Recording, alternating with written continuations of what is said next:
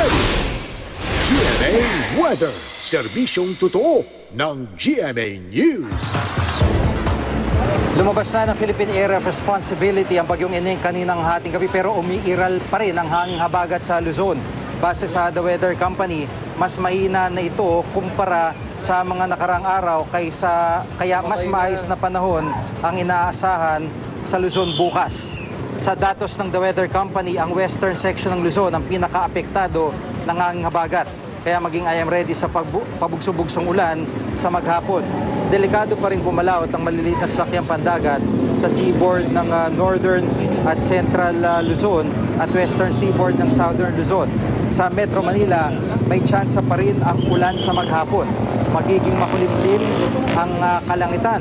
Sa Visayas, mas maayos na panahon ang aasahan pero posible pa rin ang mahinang ulan bukas. At sa Mindanao, may mahina hanggang minsang katamtamang ulan na mararanasan, lalo na sa ARMM at Northern Mindanao. At yan ang latest mula sa GMA Weather. Magplano para sigurado I am ready, serbisyong totoo ng GMA News.